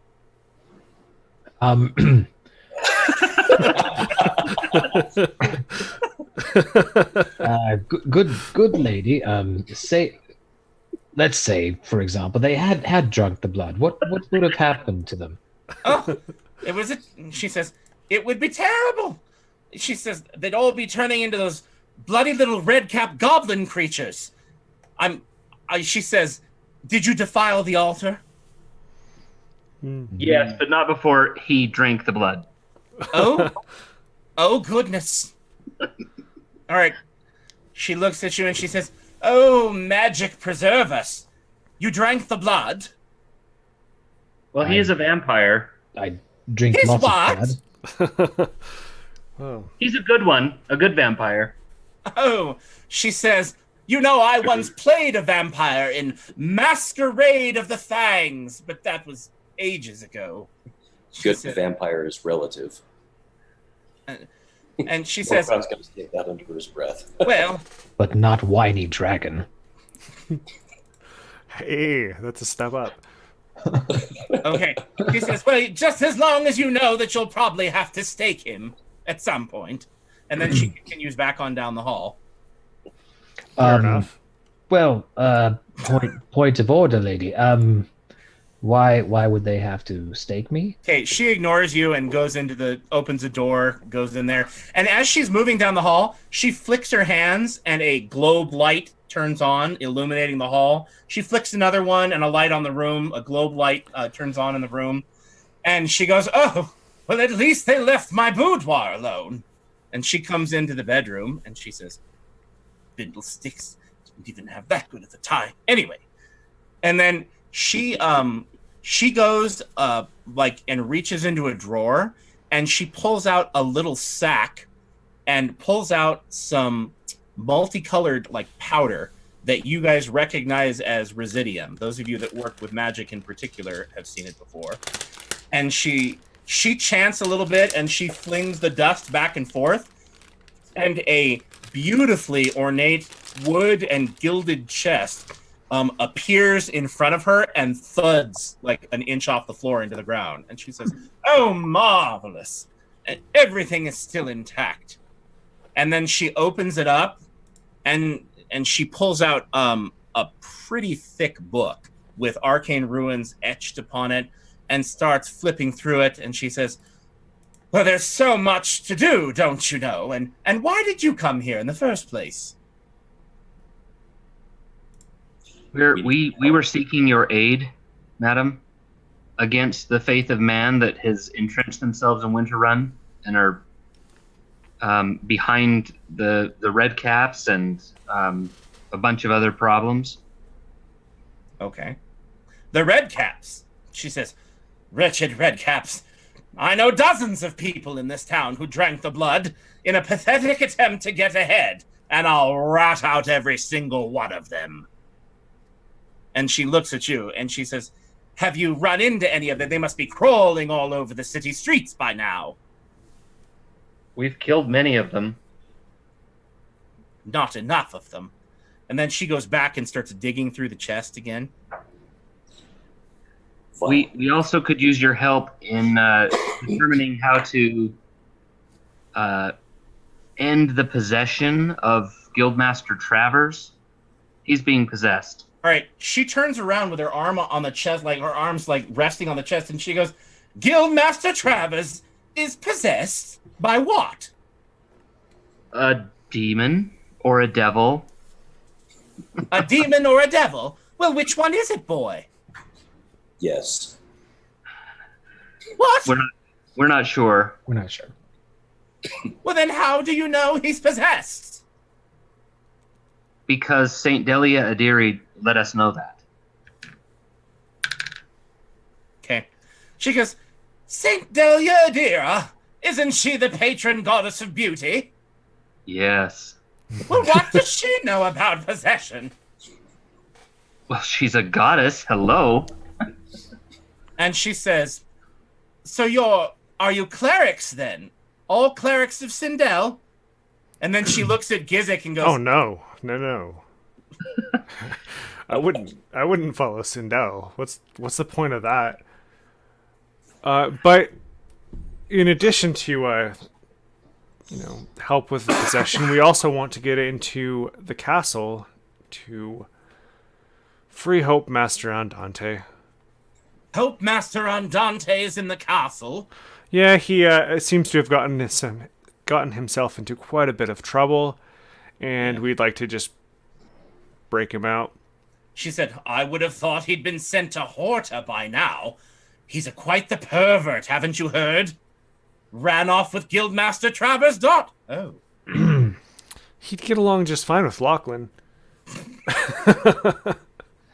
It's all part of the Faith of Man's conspiracy, and they killed Brother Havernell. Or maybe he's just trying to convert and become a disciple of Sindel. Okay. To be fair, perversion is hardly a reason to be treated as a third-rate criminal. Well, that's not all he did. I heard he made off. She says, I heard he made off with the mining guild's chest of profits. All part of the ploy for the Faith of Man to usurp control over Winterrun. All right, she looks at you and she goes, the Faith of Man? Do you mean that social club with the embassy? Yes. That's... They're consorting with devils and with the Archfey. And with demons. And with demons. All right, she looks at you. She looks at you and she says, so that's quite the tale you've told me. Well, I'm assuming you want my help. How is it you saw me helping you? We need Getting us into your the help castle? to free Hope Master Andante. That is our most pressing concern. Yes. All right. She says, and Castle Winterrun, why can't you just appeal to the Night Lord? It's all shut down. Still? No one gets in. No one gets in. No one gets out. Everything's overrun by the Faith of Man.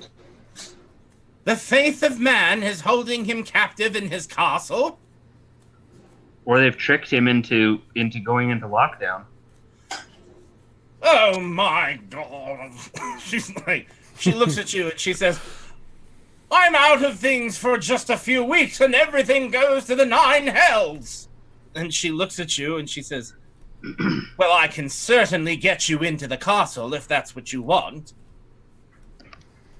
She And says, out again would be great. I'm not going with you. She says, I have to put an end to this Fey crossing, or the Piper's minions will be wandering all over Winterrun. That seems a noble cause, yes. All right. She says, there's ever so much more that I can do for you, though. I'm an illusionist, quite a good one.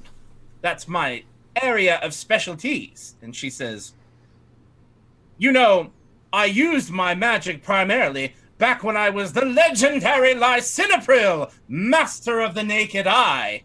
Now, of course, I'm so rich that I don't have to.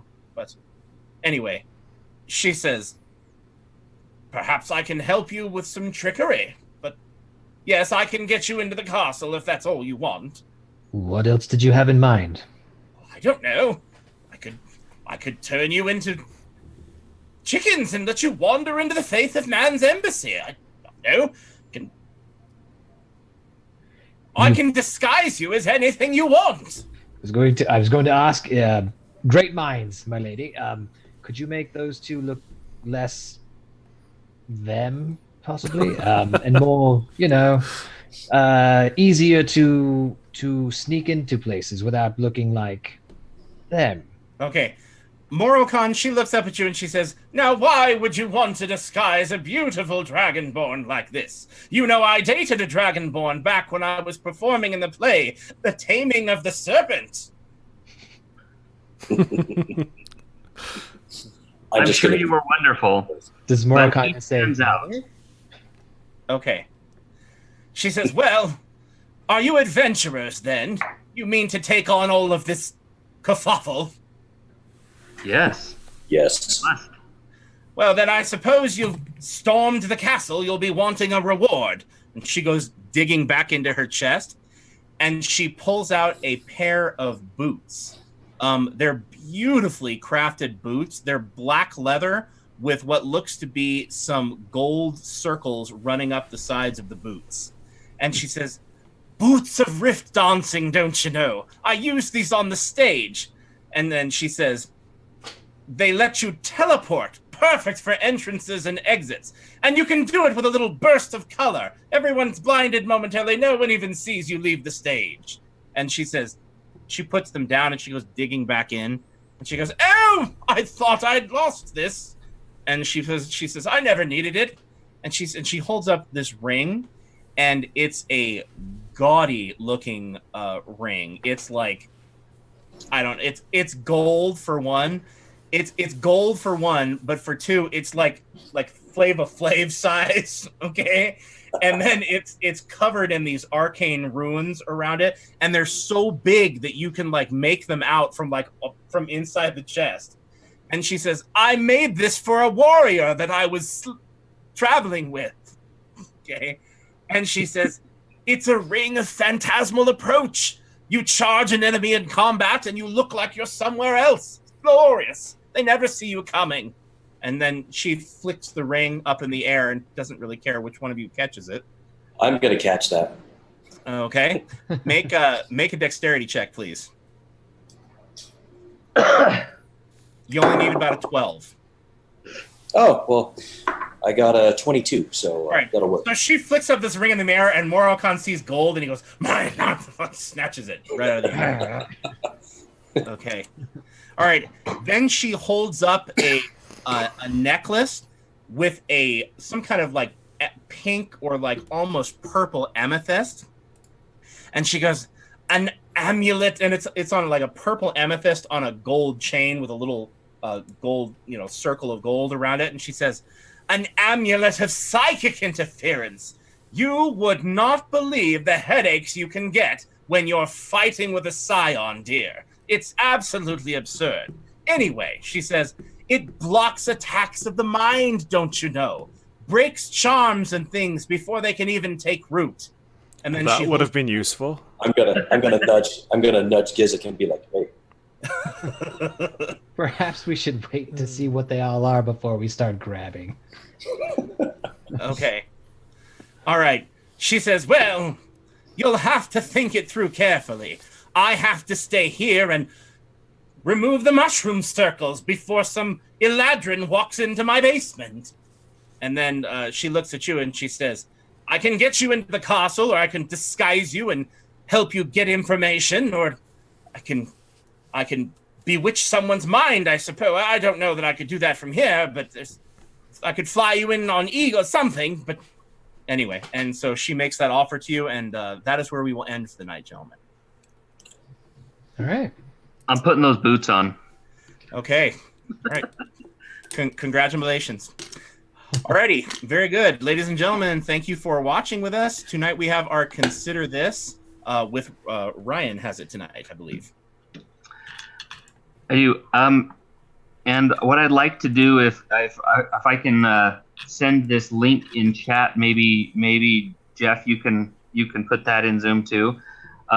So I saw this little presentation in the course of my job about bullying And Burger King has done this really great anti-bullying campaign, and they did this cool experiment where they took their Whopper Junior, and they said, we're gonna bully the Whopper Junior. They beat the Whopper Junior, and to see how many people would complain or voice concern over a bullied Whopper Junior.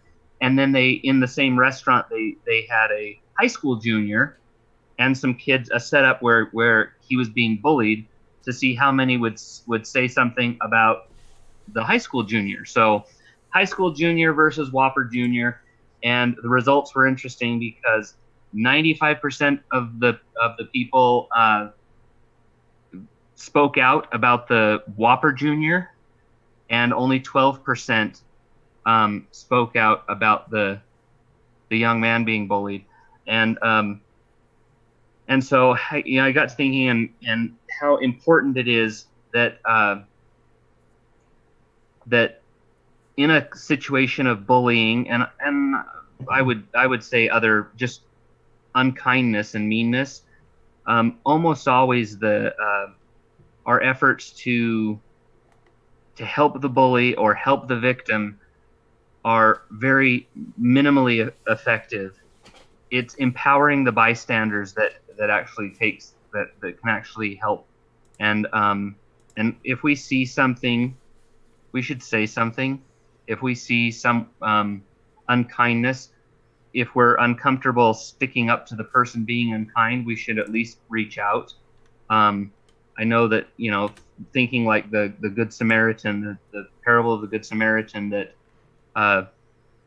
we should never be so busy or so distracted that we ignore the wrongs that are out there, because that's all it takes for evil to thrive. And it's important to step up, say something, reach out a hand of help, and if we feel comfortable, putting people in their place a little bit as far as being nice. So consider that when next time you see meanness, to don't just see it, say something about it too. Anybody have anything they'd like to add to that? I love the thought that there's always that the old saying that all it takes for evil to prevail is for good men to do nothing, and that's exactly, I couldn't agree more. And just as we do try to see something and say something, I think it's important to remember not to fight unkindness with unkindness, but firmness. Yeah, just like Ryan was saying. Anybody else? Sometimes when people are bullied, it helps a lot, even if you can just be a friend for them. You can't always stop the problems, especially when it happens when you're not even around, but you can still be there and be a friend. I love that point, Jeff, because some people are very loud and outspoken gingers, right? and are not afraid to fight at the. I know, shocking. And some of us are not afraid to fight on the front lines, right? But some people are so painfully shy that the idea of breaking out of that bystander role is terrifying to them. So I love that idea. If you don't have the wherewithal or the social skills yet to step up and be that defender, the way some of us who are more vocal are, you could provide comfort afterward or say, hey, I saw that. I love that point. I'm going to mention that to my kids. I think that's a great point. We can't all, hopefully we can all take up the fight at some point, but if you're not ready, you can at least take up the role of comforter so that the person doesn't feel alone. I think that's fantastic, Jeff and Ryan. Thank you both for sharing that. Okay. Alrighty. We talk about bullying all night long, but the whole country talks about it more. So we will say thank you very much. And even though there are more of us now than there are of them, we're not going to bully them, right? And thank you very much for tuning in, everybody, and have a wonderful night. Bye-bye. Bye. Good night.